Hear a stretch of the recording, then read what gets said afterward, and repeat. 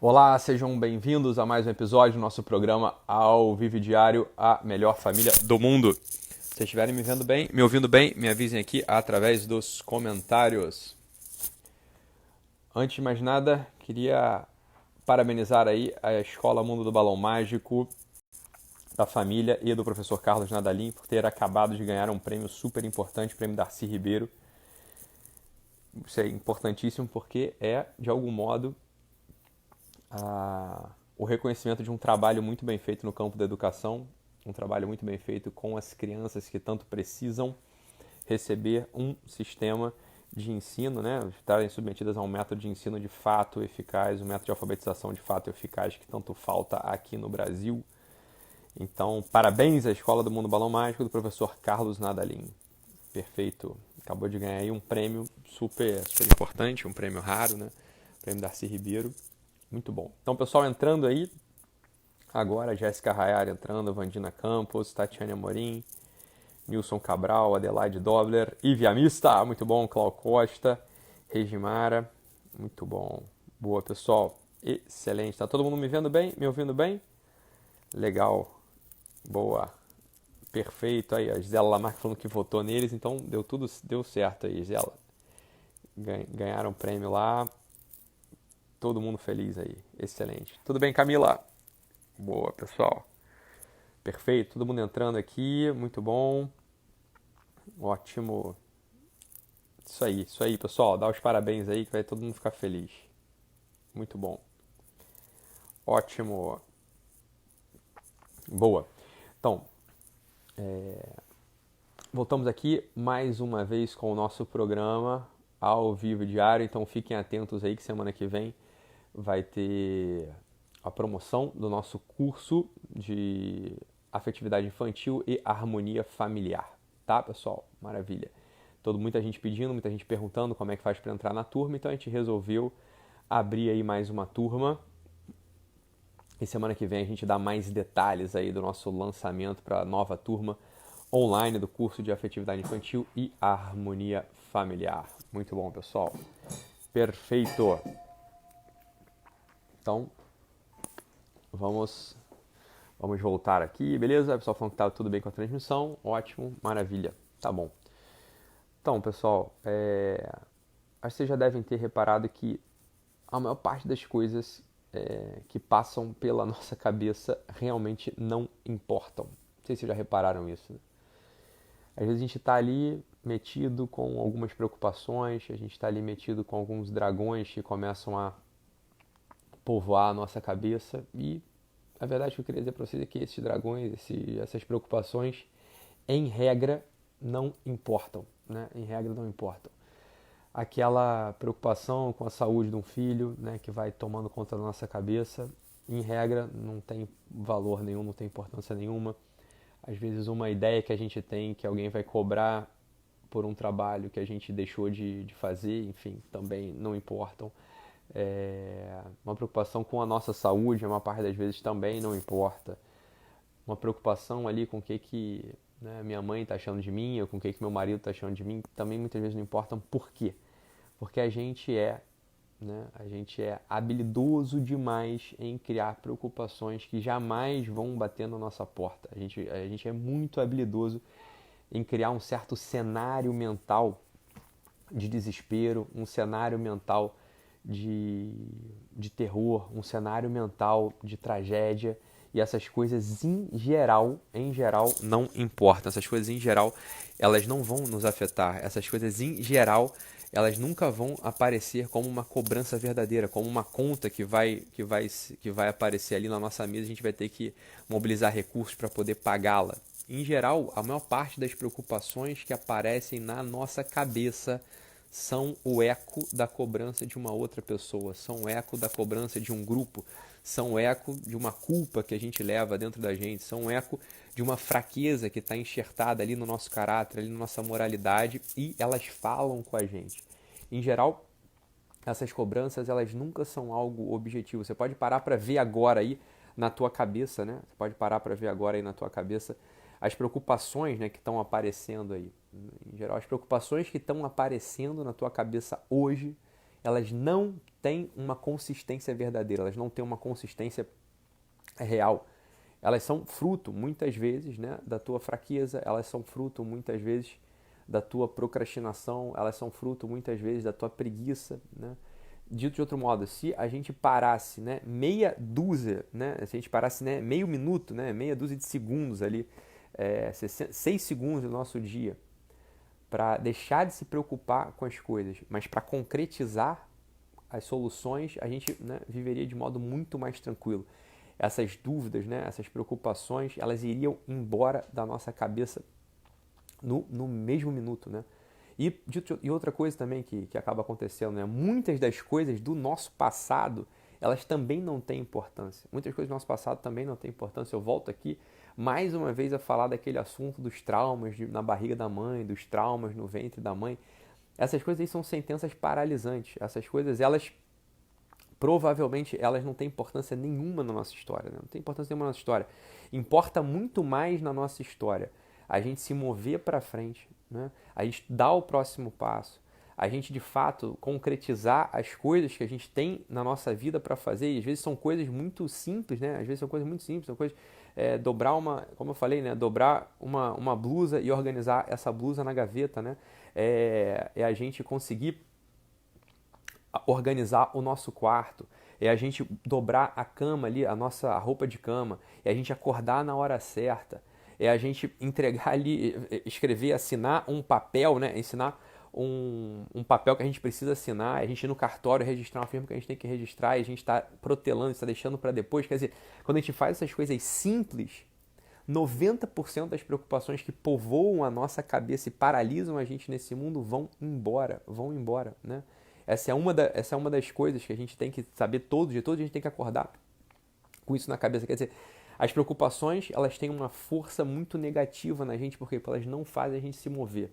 As preocupações paralisam a gente. As preocupações não têm força, não têm um motor, não têm uma energia própria para fazer com que a gente se mova. As preocupações, elas paralisam a gente nesse mundo, né? Paralisam a gente nesse mundo. Esse é um lado da preocupação. Outro lado da preocupação é isso. Em geral, a gente está preocupado não com a nossa vida, não com nossos objetivos reais, não com nossos objetivos concretos, mas a gente está preocupado com a opinião dos outros, a gente está preocupado com a opinião daquelas pessoas que estão ali ao nosso redor. Então a gente tem que ter muito, muito cuidado com isso. Muitas vezes a gente se pega na vida paralisado, a gente se pega na vida sem conseguir concretizar as coisas, sem conseguir concretizar os nossos projetos, porque a gente está se importando com a opinião, a gente está se importando com o juízo dos outros, né? Então, 90% das coisas que passam pela nossa cabeça, dos pensamentos que passam na nossa cabeça, não tem consistência, não tem consistência. São pensamentos paralisantes. A gente tem que tomar muito cuidado com isso todos os dias, a gente tem que fazer um inventário todos os dias da nossa preocupação.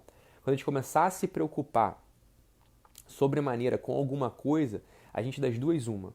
Ou a gente tem que transformar essa preocupação em ação, né? A gente tem que pegar e executar o que a gente tem que fazer, e a gente vai fazer com que a preocupação vá embora, ou a gente tem que mandar a preocupação às favas, né? A gente tem que mandar a preocupação para casa, né? Para aquele lugar, porque ela só está paralisando a gente. Isso é importantíssimo. Quando a gente se põe numa posição de ser julgado por alguém que não presta atenção na gente minimamente, a gente também se coloca numa situação de paralisação, de preocupação estéril, preocupação que não vai servir para coisa nenhuma. Então esse é um ponto. Olha só, Ítalo, quem são as pessoas que de fato se preocupam comigo? Você tem que saber isso, você tem que saber dar essa resposta. Você tem que saber dar essa resposta. Se você está preocupado porque você não tem um carro do ano, se você está preocupado porque a tua casa não está tão arrumada, se você está preocupado porque a tua roupa não é tão fancy, não é tão elegante, não é tão bonita, se você está preocupado porque o teu cabelo não é tão encaracolado, não é tão liso, você está preocupado, você tem que perguntar o seguinte, falei, mas peraí, essa preocupação vem de fato de mim, vem de fato do meu coração, vem de fato do meu núcleo, vem de fato do meu centro, ou essa preocupação ela vem porque eu estou me comparando com alguém, porque eu estou querendo saber o que a moça que trabalha do meu lado pensa, por que o vizinho que mora em cima de mim pensa, por que o meu tio ali pensa, né? Isso que a gente tem que pensar. Ora, eu estou me comparando com alguém que sequer presta atenção em mim. Eu estou me preocupando com alguém que pensa em mim durante, 5 minutos por semana. Vale a pena eu colocar essas pessoas como juízes da minha vida, como juízes do meu caráter, como juízes da minha alma? A gente tem que parar para pensar nisso, né? Eu estou me preocupando com esse tipo de gente mesmo. Então, esse é um dos motivos pelos quais a gente tem que escolher a nossa assembleia de vozes muito bem. Quer dizer, diante de qual tribunal eu me apresento? Diante de qual tribunal eu vou ser julgado? Quem eu escolho para me julgar? Quem eu escolho para me julgar? A primeira coisa, a primeira pessoa que tem que julgar a gente é a gente mesmo. Quer dizer, a gente tem que se apresentar diante da nossa própria consciência. Isso é a primeira coisa. Quer dizer, uma coisa importa. Eu falei que 90% das coisas não importam. Uma coisa importa, né? É a nossa consciência bem formada. E a nossa consciência ela vai ser formada quando ela é eco, quando ela é olho, quando ela é a voz de uma outra consciência onisciente. Quando a gente consegue entrar numa sintonia, quando a nossa consciência entra na sintonia com a consciência onisciente, com o observador onisciente, com Deus mesmo, bem, isso importa. Esse olhar é o olhar que de fato importa. Como é que a gente constrói esse tipo de consciência? Como é que a gente constrói esse tipo de olhar? Como é que a gente constrói esse tipo de ouvido? Como é que a gente vai poder saber que as coisas que a gente está dizendo são verdadeiras, que as coisas que a gente está fazendo tem clareza, tem consistência? Ora, quando elas estão ecoando, quando elas estão em consonância, quando elas têm afinidade, quando elas têm analogia com essa consciência onisciente. Agora, é difícil a gente conseguir alcançar essa consciência onisciente. É difícil a gente conseguir alcançar o olho, esse olho, né, que a gente pode chamar desse olho divino, desse olhar de Deus. Como é que a gente, então, como é que a gente consegue construir isso no nosso dia a dia? Bem, a gente consegue construir isso no nosso dia a dia elegendo a tal da assembleia de vozes. É por isso que a assembleia de vozes ela é tão importante. Quando a gente começa a dialogar com pessoas de carne e osso que viveram nesse mundo, que foram desafiadas de modo análogo, de modo semelhante aos desafios que a gente tem no nosso peito, quando a gente começa a dialogar, a conviver com essas pessoas de carne e osso que sentiram dor no mesmo lugar que dói na gente, que olharam pelo mesmo ângulo que a gente olha, e que mesmo sendo desafiadas, venceram, que mesmo sendo confrontadas, conquistaram. Bem, a gente começa, de algum modo, a colocar no nosso peito também esse DNA. A gente coloca na nossa corrente sanguínea esse sangue. A gente coloca no nosso pulmão esse ar que essas mesmas pessoas respiraram, esse sangue que fez essas pessoas se moverem, esse DNA que constituía, que deu consistência para a vida concreta daquelas pessoas também. Então, escolher a assembleia de vozes é fundamental para a gente matar essas preocupações paralisantes. Escolher bem a assembleia de vozes é fundamental para que a gente consiga dar importância para aquilo que de fato importa, para aquele 1% que importa, para aquele 10% que importa, e excluir aqueles 90% de lixo que povoam diariamente a nossa cabeça. Quando a gente faz esse trabalho da assembleia de vozes, quando a gente dialoga com as pessoas de fato superiores, quando a gente consegue olhar pelo olho, olhar através do olhar dessas pessoas superiores, a gente começa a conquistar uma certa velocidade na vida, uma certa potência do nosso músculo, nossa musculatura moral. A gente começa a dar consistência para a nossa biografia, porque no final das contas, no fim de tudo, vai estar todo mundo nu. Vai estar todo mundo nu, vai estar todo mundo exposto. Todo mundo vai estar exposto no final das contas. Quando a gente estiver no leito de morte, tudo vai estar exposto. Quando a gente estiver no leito de morte, vai soprar sobre a gente um vento muito poderoso, né? Vai sobrar sobre a gente um vento com muita intensidade. E tudo que for pó, tudo que for poeira, tudo que não tiver coesão, tudo que for desunião, tudo que for fragmentado, vai sumir. Vai sumir, vai desaparecer no horizonte do tempo. Vai desaparecer no horizonte da existência. E só vai sobrar na gente aquilo que tiver consistência. Aquilo que a gente tiver conquistado, que a gente tiver trabalhado ao longo da nossa biografia, ao longo da nossa vida, que a gente tiver conseguido articular de modo coeso, de modo coerente. Só vai sobrar dentro da gente aquele peito, né? Só vai sobrar dentro do nosso peito aquele coração de carne que a gente lutou para conquistar, que a gente lutou para construir, que a gente lutou com a nossa consciência alinhada à consciência superior, né? Aí vai sobrar uma história, vai sobrar uma consistência ali no nosso peito. É isso que sobra quando esse vento final, quando esse vento poderoso soprar sobre a nossa história, sobre a nossa biografia. Tudo que for pó, tudo que for, né, desunião, tudo que for inconsistência, tudo que for preocupação vã, tudo que for vaidade, tudo que não for construído com segurança, com sobriedade, né? Tudo que não for construído de modo articulado com a nossa missão, com a nossa vocação, vai sumir, vai desaparecer.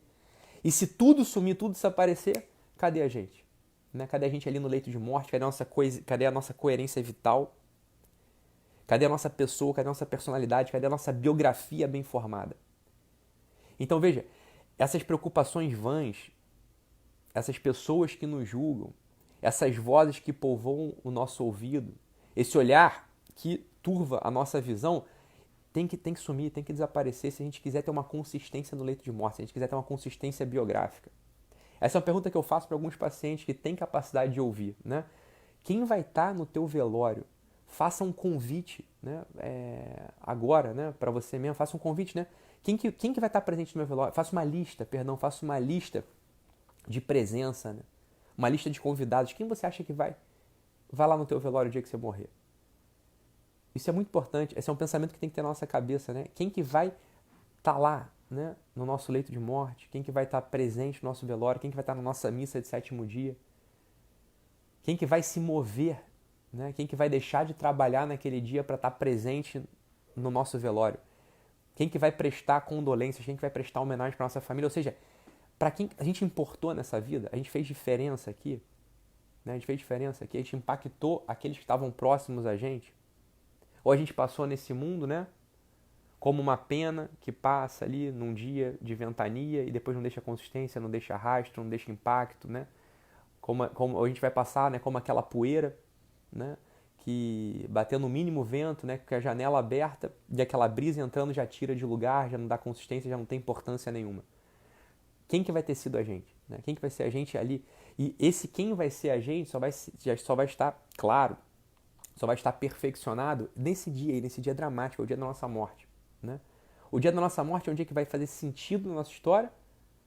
Ou é o dia que vai deixar as claras, que vai deixar revelado que toda a nossa existência não teve nenhuma consistência, que toda a nossa existência não teve nenhum sentido, que a gente veio a esse mundo, como quem diz, a passeio, né? Que a gente veio a esse mundo e não precisava ter vindo, ou não, ou pelo contrário, né? Eu dei consistência à minha vida, em primeiro lugar, não sendo julgado pelos idiotas que estão ao meu redor, não sendo julgado por esses corvos que só querem o meu mal. Mas eu dei, né, importância para minha vida porque eu coloquei boas pessoas para me julgar.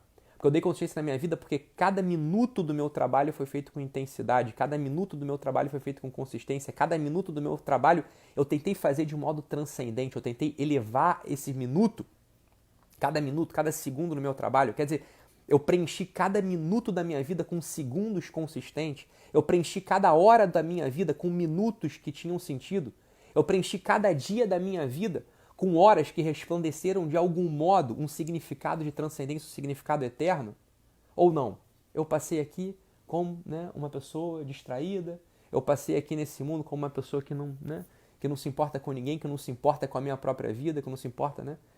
Que não se importa com escrever uma biografia que faça sentido. Quer dizer, eu passei por esse mundo prestando atenção, dando importância só para os idiotas, só para os corvos, só para esses gafanhotos que querem comer a minha história, que querem me devorar. Eu passei aqui por esse mundo, né, só dando importância para esses antropófagos, né, para essas pessoas que querem comer a minha biografia, querem comer a minha carne, querem comer o meu sangue e não deixar nada, não deixar importância nenhuma, não deixar nada que importe como rastro. Então, vamos prestar atenção nisso. Vamos prestar atenção nisso cada dia, cada segundo. Quem que eu estou colocando como juiz da minha história? Quem que eu estou colocando como senhor, né, da minha biografia?